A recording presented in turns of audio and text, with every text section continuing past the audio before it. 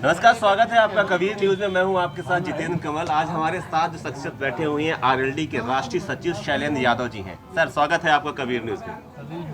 धन्यवाद। उरई में हैं आप और आरएलडी का जो परचम लहरा रहा है पूरा पश्चिमी उत्तर प्रदेश में लहरा रहा है। यहाँ आप गठबंधन से हैं और 40 सीटें आपको मिली हुई हैं। तो पहले मैं 40 सीटों पे ही बात कर लेता हूँ कि आपका गठबंधन कितनी सीटें जीत के आ रहा है। पश्चिमी उत्तर प्रदेश में 109 सीटें हैं, उसमें हम लोग 90 सीटें जीत के आएंगे। 19 क्यों छोड़नी भाई? हैं 19 क्यों छोड़नी? वो इस तरफ आ जाती हैं सेंट्रल के पास। अच्छा, इस साइड आ जाती हैं, इस वजह से आप छोड़ रहे हैं। अच्छा, ठीक है। पश्चिमी उत्तर प्रदेश में आप 90 जीत के आ रहे हैं। फैक्टर सबसे बड़ा क्या लग रहा है आपको, आपका गठबंधन या किसान आंदोलन? फैक्टर दोनों है। किसान आंदोलन से जो ज़मीन बनी, भारतीय जनता पार्टी की जो नीयत थी वो साफ क्लियर सामने आ गई।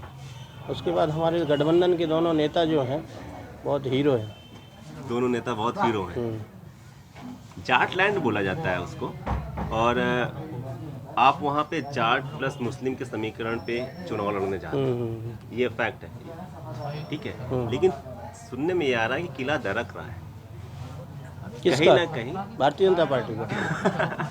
नहीं, किला ये दरक रहा है कि मुस्लिम वोट जो है ज़्यादा विश्वसनीयता के साथ आपके साथ नहीं आ पा रहा है।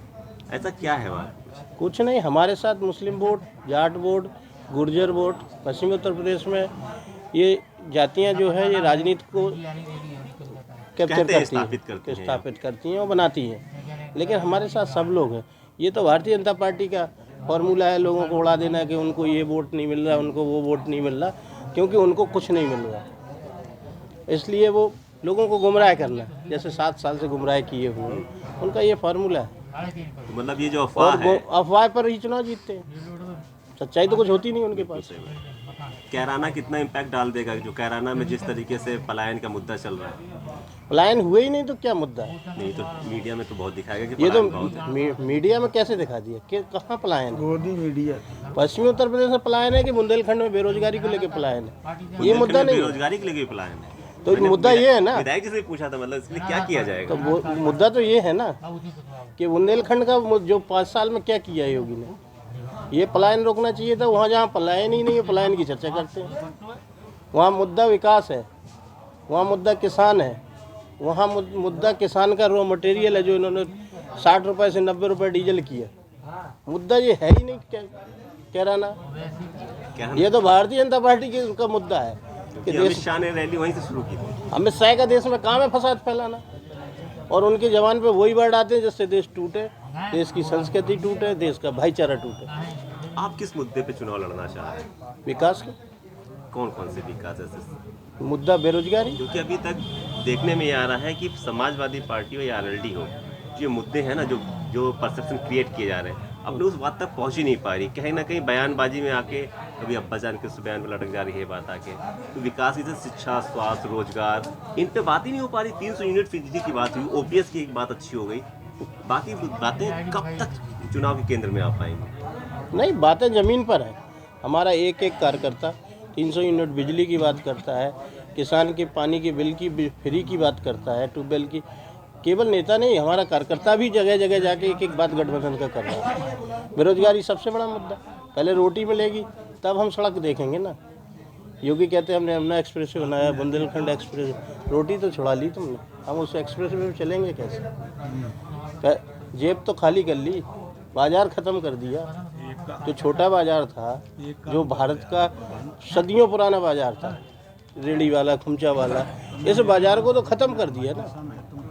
पहले मॉल कल्चर ने ख़त्म किया, उसके बाद आप देख लो अमेजोन, और ये जो जिसको मोदी जी कहते हैं ई कमर्शियल, ये तो हमारी ज़िंदगी ख़त्म कर दी। इससे नहीं की हो तो बताइए।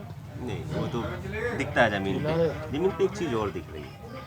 मैं ग्राउंड रिपोर्टिंग कर रहा हूँ, पूरे यूपी में लगभग मैं गया हूँ, पश्चिमी उत्तर प्रदेश में इधर सारी जगह कर रहा हूँ। 2 चीज़ों का काट क्या समाजवादी पार्टी और आरएलडी के गठबंधन के पास है। पहला, जिस तरीके से फ्री में जो अनाज दिया जाता है, तो जनता में परसेप्शन है कि जो अनाज दे रहा हम वोट से देंगे। दूसरा, किसानों के जो अकाउंट में 6-6 हज़ार रुपये डाले जा रहे हैं, तो किसान ये कहता है कि अभी तक किसानों की इस तरह से कोई भी योजना नहीं थी जो किसान को फ़ायदा पहुंचाने वाली है। तो इनके काउंटर में क्या है आपके? नहीं, किसानों के हम भीख नहीं देना चाहते, हम रोजगार देना चाहते। किसानों को हम वो चीज़ देना चाहते कि उनकी आमदनी उनके खेत से निकले, वो हम पर या सरकार पर आश्रित ना रहे। जैसे कि हमने कहा कि उनके ट्यूबवेल का बिजली का बिल फ्री होगा, तो एक ट्यूबवेल में साल भर में बिल कितना आता है? करीब 30,000। तो वो हम फ्री करेंगे, हम यूरिया पे सब्सिडी देंगे, जिससे वो आत्मनिर्भर की तरफ हम बढ़ाएंगे। भारतीय जनता पार्टी लोगों को सरकार की निर्भरता से बढ़ाती है, जिससे देश को भी खतरा है और किसान को भी खतरा है, और ये दोनों को खाने का काम करते हैं। ज़्यादा दिन सब्सिडी देने का मतलब यही है कि देश को डुबो देना, ये इकोनॉमिक्स भी कहती है। अर्थव्यवस्था थोड़ी सी कमजोर है। फर्क साफ है, ये उन्होंने नारा दिया था। किसने? बीजेपी। एक तरफ दिखाते हैं कि नहीं बहुत सुशासन चल रहा है, दूसरी तरफ जब सपा सरकार आती है तो गुंडागर्दी शुरू हो जाती है। कितना इत्तेफाक रखते हैं?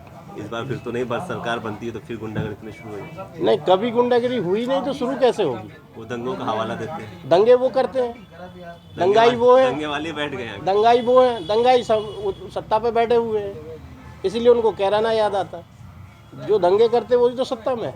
वो दूसरे की सत्ता में उनको दंगा दिखता है, दूसरे की सत्ता में उनको बेरोजगारी दिखती है, दूसरे की सत्ता में उनको डॉलर का रेट घटता बढ़ता दिखता है, और अपनी सत्ता में महंगाई भी दिख जाती है उनको। महंगाई दिखती। सिलेंडर देख के सुषमा स्वराज जी है नहीं, सबसे पहले वो सिलेंडर सर पे लेके स्मृति हैं अभी कर्नाट पैलेस में खड़ी हो जाती थी। स्मृति लौकी तुरैया आपको याद हो, माला पहन लेती, अब उनको कुछ नहीं दिख रहा। 67% महंगाई बढ़ी है। कभी 2% और 4% बढ़ती थी तो भारतीय जनता पार्टी खड़क तुरंत तुगलक रोड पे खड़ी, जंतर मंतर पे खड़ी, लेकिन अब उनको कुछ नहीं दिख रहा। अब तो बाजार भी ख़त्म है। क्या व्यवस्था क्या है देश की? सच्चाई तो ये है कि हम बांग्लादेश की ग्रोथ से भी पीछे है।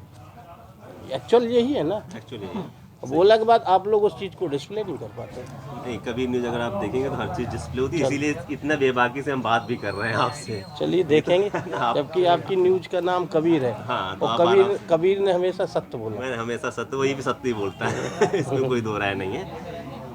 एक अंतिम सवाल पे आते हैं, कितनी सीटें जीत के ला रहे हैं आप? हम लोग 300 पार करेंगे। 300 पार।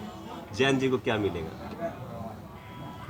जैन जी ने कसम खाई थी कि जब ये सत्ता हटा देंगे तब हम माला पहनेंगे। नहीं, मिलेगा क्या? सत्ता में भागीदारी में क्या मिलेगा? तो चौधरी चरण सिंह कहते थे कि राजनीति में हम कुछ लेने के लिए नहीं आए, अपनी समाज को सुधारने के लिए आए। समाज को सुधारने तो जो हम नई सत्ता बनाएंगे, बेरोजगारों को रोजगार देंगे, यही तो जैन जी को लेना है। फार्मर को सुकून मिले, यही तो जैन जी को लेना है। ओम प्रकाश जी कहते हैं हम तो डिप्टी सीएम के उस पे आए। वो उनका मैटर। उनका मैटर। तो आप किस पे आए हैं ये तो बताइए, कम से कम जनता को बताइए कि आप किस पे आए हैं। हम उत्तर प्रदेश की चैन और शांति के लिए आए, सुख के लिए आए, सुशासन के लिए आए। सुशासन के लिए आए और उत्तर प्रदेश की झूठी सरकार को हटाने के लिए आए। लोग किसी पद पे कोई समझौता नहीं हुआ है? हम लोगों का कभी नहीं रहा, कभी नहीं रहा। कभी नहीं रहा। चलिए, ये थे हमारे साथ शैलेंद्र यादव जी, आरएलडी के राष्ट्रीय सचिव थे। बेबाकी से बात रखी इन्होंने, और हमने एक क्वेश्चन पूछा कि नहीं जैन जी अगर गठबंधन में आए हैं तो किस पद के लिए आए हुए हैं? तो उन्होंने कहा नहीं, हमें कोई पद नहीं चाहिए, हम यहाँ पे जनता की सेवा के लिए आए हैं और विकास के लिए आए हैं कि किसी तरीके से झूठी सरकार को हटाया जाए और उत्तर प्रदेश का विकास किया जाए। शैलेंद्र जी, हमसे बात करने के लिए बहुत बहुत धन्यवाद। आपको भी बहुत धन्यवाद, आपने हमें मौका दिया अपने चैनल पर, इसके लिए आपको बहुत बहुत धन्यवाद।